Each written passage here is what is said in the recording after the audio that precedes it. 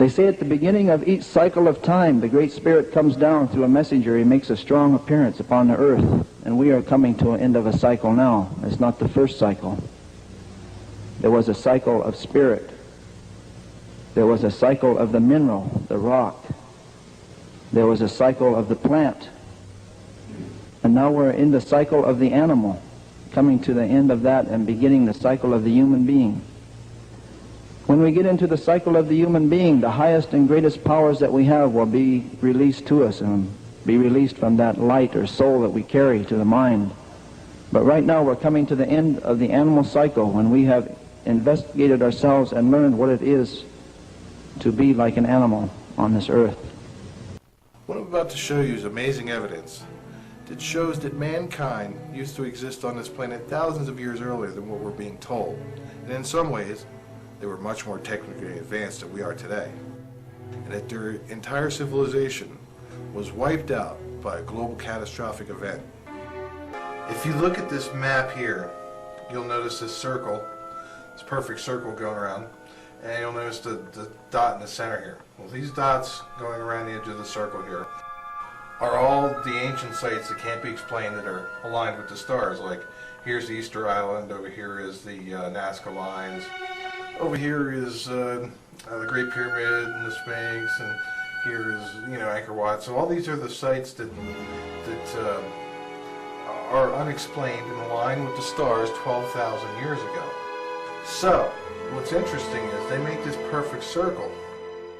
And this perfect circle, right at the very center, is a spot right here at the border of Canada and Alaska. And it's about 2,000 miles from the current pole. So why did they put all these sites ages ago in this perfect circle around the world? And not only that, what's very interesting is the Great Pyramid over here just so happens to be located, or right here, just so happens to be located at the longest longitude and latitude line right at the crossroads of the two. And it's aligned north, south, east, and west. Or axis tilt, I should say. And they were telling us that this is where the pole was, or it used to be, right here where the border of Canada and Alaska are. This is what the world looks like now. Right here is the Galapagos Islands, so you know this is the equator right here. Okay, and so this is what the world would look like if you were looking at it from the sun. So imagine that 12,000 years, or 13, say before the great axis shift, the world was like this. It actually was 2,000 miles in that direction. Okay, that would explain why there's so much interest in Antarctica, for one. It would explain how the Pure East maps came in and all the other ancient maps that show Antarctica. And the Pure East map shows Antarctica without the ice on it. So this would put this more in a temperate region. It would explain why the glaciers were here. They came almost all the way down to the Gulf almost. Okay, so the world is tilted like this 13,000 years ago. Another thing it explains perfectly is, look at this. You tilt the world like this, put the pole where they used to have it, and guess what? Siberia is here, where all those woolly mammoths were flash frozen. And so you have these, these creatures that lived in a temperate region at one time. They basically were shifted, boom, up north, like that. And so they instantly died of exposure and froze within a few hours before the actual food in their stomach had a chance to digest.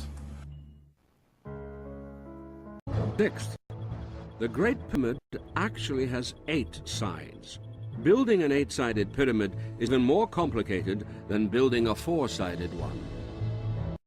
To keep the 8-sided base on the 4 sides of the edifice during the build, with an accuracy down to a centimetre, down to a millimetre, That would have been extremely difficult. If we wanted to build a structure like this today, even using all the modern measuring devices and building techniques at our disposal, we'd still be in real trouble. So if the historians and Egyptologists can't tell us how the Great Pyramid was built, maybe we should ask geologists, stonecutters and engineers, men with technical know-how, people who do these kind of big projects in our own time. The next impossible thing Egyptologists propose is that the Great Pyramid was built in only 20 years. Christopher Dunn is an engineer who makes high-precision machines. He studied the huge statues at Luxor.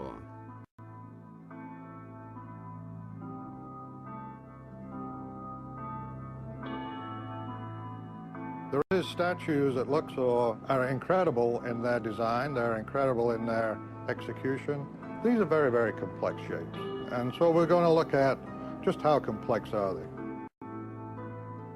Dunn analyzed the statue of Ramesses II's face and found it was completely symmetrical. What we see is that this jawline and this jawline are identical. In fact, that is unbelievable. To create the condition where one side matches the other, they had to have had some system of measure to be able to make sure that they were cutting the material properly and they were achieving the geometry that they desired. This is not the result of somebody going at a piece of granite with a chisel and chiseling a face out and saying, okay, that looks like a human face. This kind of condition does not happen by accident. As we see, you can describe a circle that actually conforms to the outline of the face. But now you've got to remember that that circle is in 2D, but the jawline is coming forward in 3D. So it's very complex geometry. And the same on the other side. And now we'll start to look at the other features of the face. The eyebrows, lower eyelid, upper eyelids, the lips, and an approximate curve to the mouth. We'll use circles again to describe those features. And all the circles that are used here are the same diameter.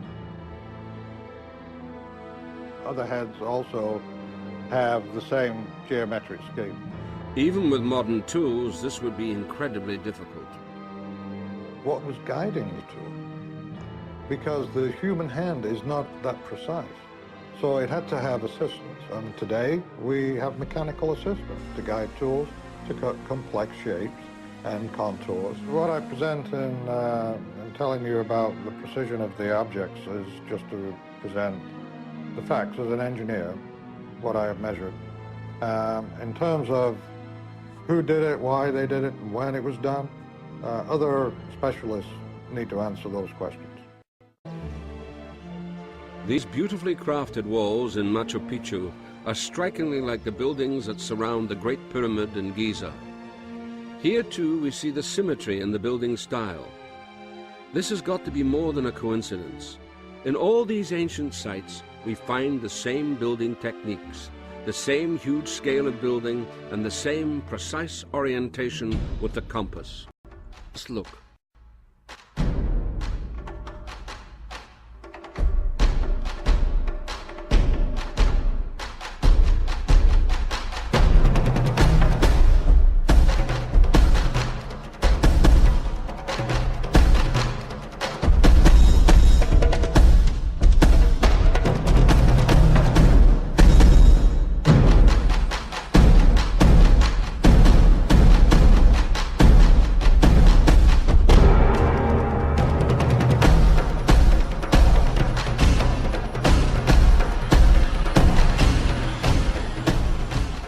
This is where the comparison with the beavers falls through. Because even if they build the same dams, they don't line them up over thousands of miles. Even if these ancient people did communicate, it wouldn't explain why the sites are on the same straight line. and why that line is at an angle of exactly 30 degrees to the equator.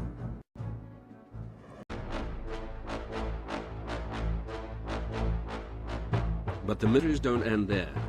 The anonymous researcher we spoke to earlier had been plotting the ancient sites on a world map. This strip that stretches from Easter Island to Giza is actually part of a 25,000-mile long circle.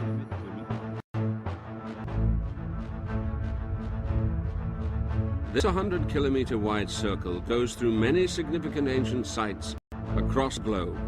In Peru, it passed through the Paracas Drawing, the Nazca Tracks, Ollantaytambo, Machu Picchu, Cusco, Sacsayhuaman, and the Paraguay Pyramids. In Africa, it crosses Mali and the mysterious Dogon lands, where they knew the stars Sirius B and C before any astronomers. Algeria and the Tassili Nijar, with its painted Martian god. In Egypt, it goes through the Suwa Oasis and its Zeus Ammon temple, and through the Great Pyramid at Giza. Next, it crosses Petra, Ur, where Abraham was born, Persepolis in Iran, Mohenjo-Daro in Pakistan, where the unreadable writing was found that is so close to the writing on Easter Island. Then it crosses sites that have always been known as the homes of the gods. Khajuraho in India, Phayay in Burma, Sukhothai in Thailand, Angkor Wat and Prahiar in Cambodia. And ends with the most isolated and mysterious place on Earth, Easter Island. There is an astonishing accuracy to this alignment. Beyond the conventional histories, there's a new truth to be discovered. If none of this is coincidence, then who is responsible? Given the possible natural disasters that could occur on Earth, for example, continental drift, volcanoes, or major meteorite impacts, there's nothing to keep us from saying that more advanced civilizations might have lived on our planet. Et pu vivre sur notre terre.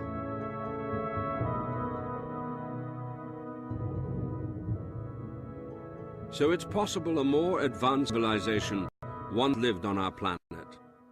This is a bold and radical conclusion. Of course, it raises more questions. Why are there no traces left of these people? If, for some reason, our civilizations were to disappear, many things would withstand centuries, but not millennia.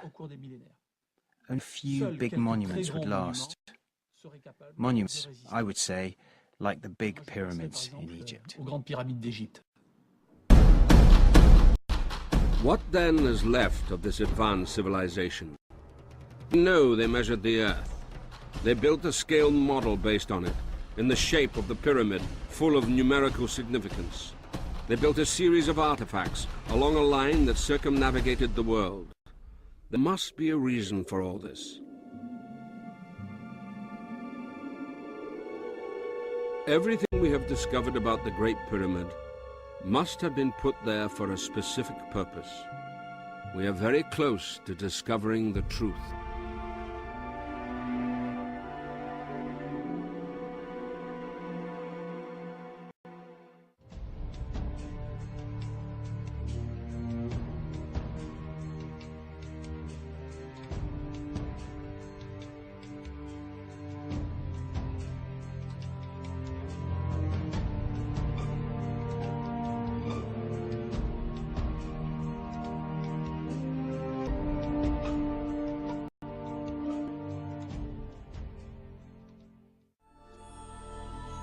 Megalithic sites occur all over the world.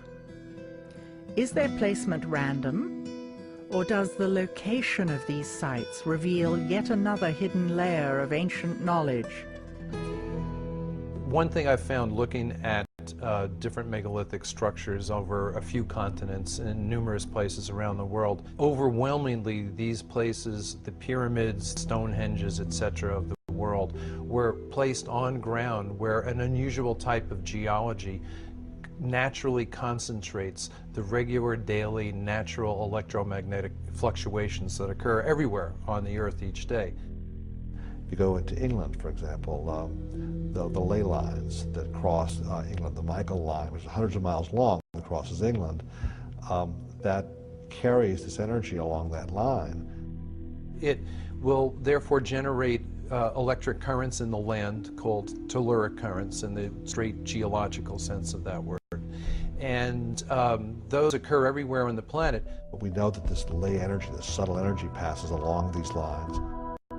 There's certain special types of geology that will magnify those several-fold. And that's where we found the megalith builders preferred to put their monuments. And typically where lines cross, where you get more than one line intersecting, temples were often built.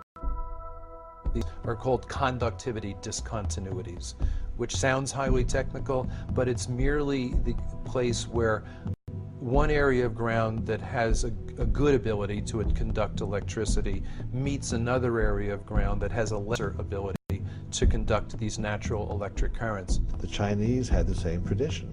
They call them dragon lines. It was illegal for a commoner to be buried on such a line. A king had to be buried on such a line. They put palaces there. The whole series of sacred sites, they're always built on lines like this. I want to say in this area about the location of temples. You have to have symbols appear on the ground.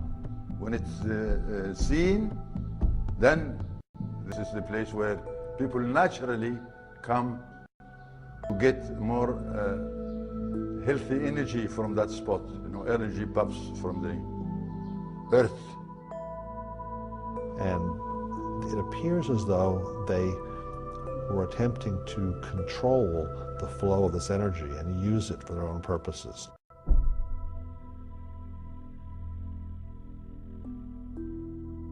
The key hours, unfortunately, are the pre-dawn hours. If you really want to study this, you've got to get up at 3 and get out there very fast. That's because the energy that's involved in these sites, that's really fueling most of it, originates with the daily changes in the Earth's geomagnetic field. It's strongest during the day, weakest at night. And in the hours leading up to dawn, the weaker field lines now come roaring back to closer to full strength very quick. It's the most dramatic time in terms of change of magnetic strength per hour. It's the most dramatic time of the day. And wherever you have a changing magnetic field occurring, you are generating electric current in anything present that will conduct electricity. It's a simple principle of physics known as induction, and it's a universal.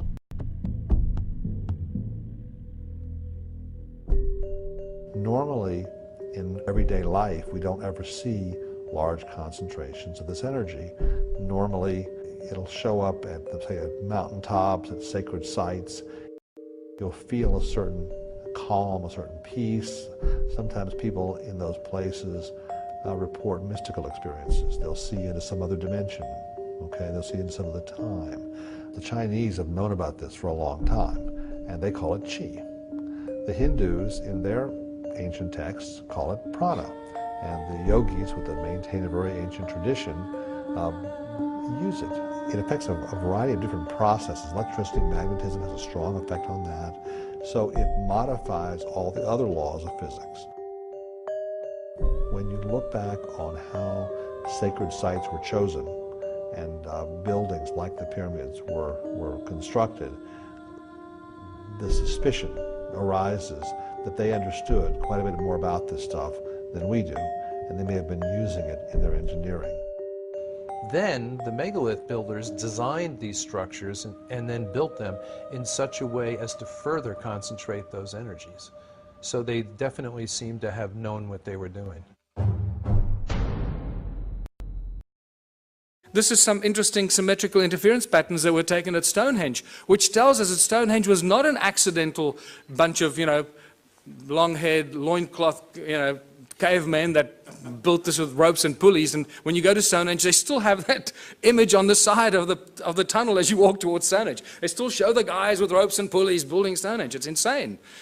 So it's a very, very advanced device, Stonehenge. And what blew my mind is how old Stonehenge is. This is probably one of the oldest sites on Earth. It's probably more than 1 million years old. Are there any geologists here? Any geologists? Well, most of you are homemade geologists, sir. You're told that that stone there fell over. It was the twin of that stone, and it fell over. Right? They were connected at the top, and it broke when it fell over. Well, there's the break. Okay? Now, this is sarsen stone. It's very, very hard, one of the hardest stones known to us. There's the break. Does that look like a 5,000-year-old break and erosion? Absolutely not.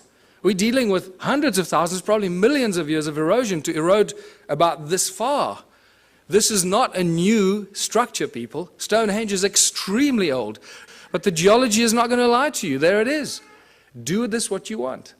It tells us we're dealing with ancient sites and advanced knowledge of sound frequency, because we see it in the patterns that the Stonehenge site still generates today, even though it is in the state of disrepair. Just like the stone circles in South Africa, in the incredible state of disrepair, are still giving us insane amount of energy that we don't know what to do with. This is another example of how old Stonehenge is. That crack was clearly not there when the builders built it. You wouldn't put a lintel up with a crack in it. So we have to assume the crack happened after the event. And look at the erosion around the crack. I mean, this is insane amount of erosion. So, modern day levitator. Southern Florida, this guy called Ed Leeds Cullen in the 20s built this amazing place called Coral Castle. This is still a mystery to a lot of people, or they don't know about it. And he single-handedly put these giant blocks on top of each other, carved them, sculpted them, shaped them on his own. The interesting thing is when they used to bring the trucks used to deliver these rocks, he would offload them single-handedly.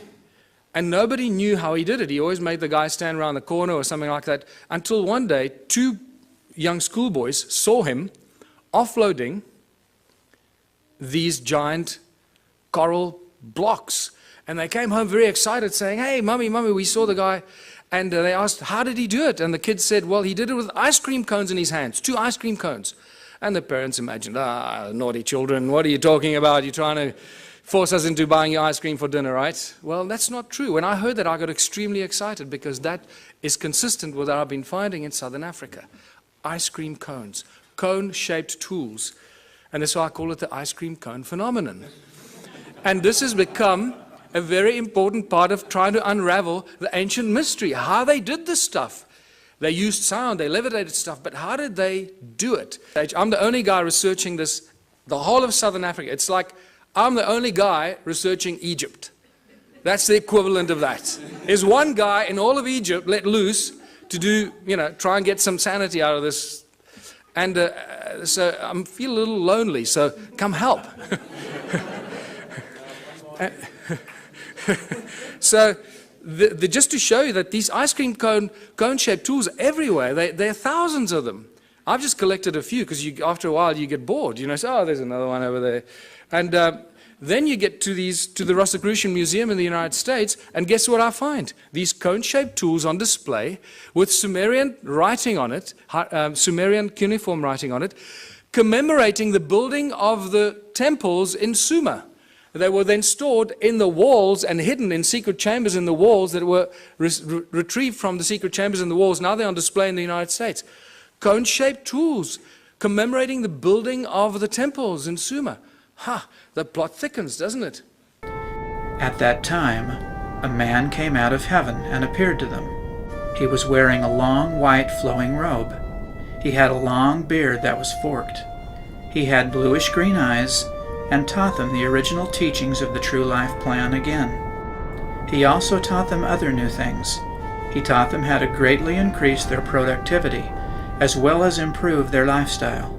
He helped them to better understand agriculture, and gave them corn, which is the lifestay of their people. He taught them what to do to live in peace and harmony with one another.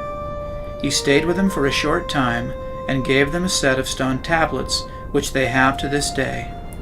They called him the Masao.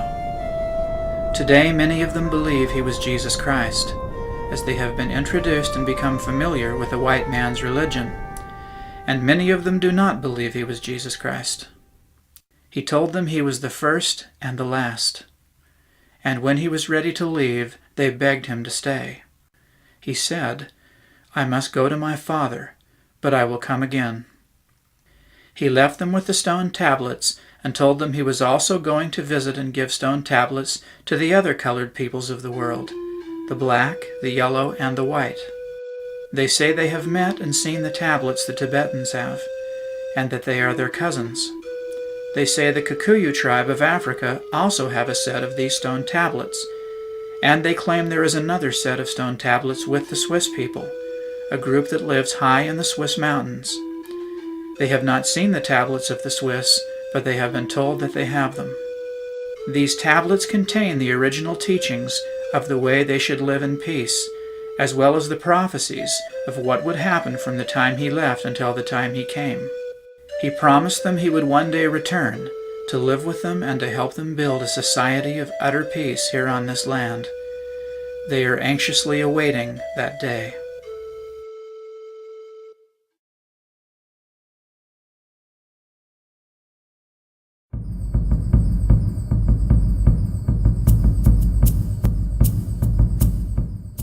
Equally astounding to me were the prophecies made by this white-bearded god, the foretelling of future events, and the accuracy of the predictions. I would like to share with you a few prophecies of the Hopis and others about this land, given by the white-bearded, blue-eyed god prior to his promised return. They were told by the white god, known to them as the Masao, that the time would come when the white man would come upon the land and would force them onto small parcels of land and lord over them, that they would lose many of their rights and they would take away many of their customs, and that they would seek to take away their traditions. But he told them the white man would also bring a lot of good things with him. He would bring technology that would allow them to bring running water right into their huts. That was a miracle to the Hopis, because they live on the top of 3 600-foot mesas. The only source of water is a stream that runs along the valley floor below, a tedious and exhausting job. But he told them never to become too reliant upon it, because the day would come when the water would become filthy and would not be drinkable. He told them they would develop a system of power that would make it so they could touch the side of their hut and it would light up. He also warned them about this, saying the world would be shaken 3 times before he came, twice with 1 hand, and the 3rd time with 2 hands. In the 3rd shaking, the power would be taken away, so not to become too reliant upon it.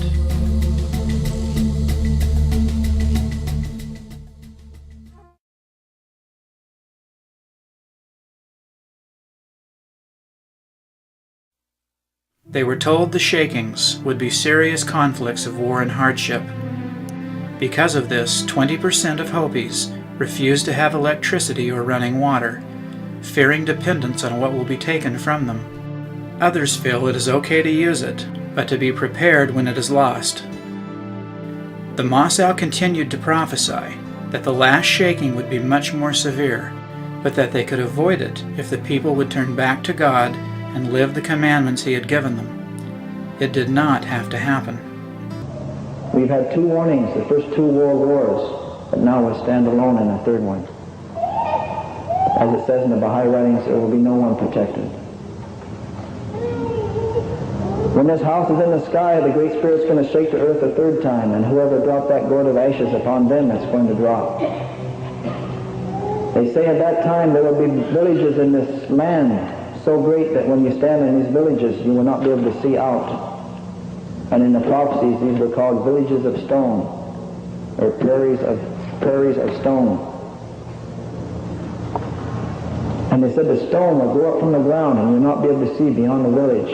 And at the center of each and every one of these villages, there will be native people, and they will walk as hollow shells upon a prairie of stone. They said hollow shells, this means they will have lost many of their traditional understandings. They will be empty within. They said after the eagle lands on the moon, some of these people will begin to leave these prairies of stone and come home, but many will not. And they said there's going to come a time when in the morning the sun is going to rise and those villages of stone will be there, and in the evening there will just be steam coming from the ground. There will be as steam. And in the center of many of those villages of stone, when they turn to steam, the native people will turn to steam also, because they never woke up and left the village. And this used to bother me when I was a young man.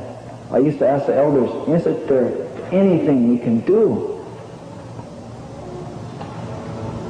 And they said, well, it's just that way, that if the person does not have the spiritual eyes to see, it's very hard to show them. Or if they don't have the ears to hear, it's very hard to speak with them. We wish that we could go get them all, but we can't. It's just that some are not going to wake up. But some will wake up. And so they say there's going to be the third shaking of the earth. It's going to be not a good thing to see, but we will survive it. We will survive it.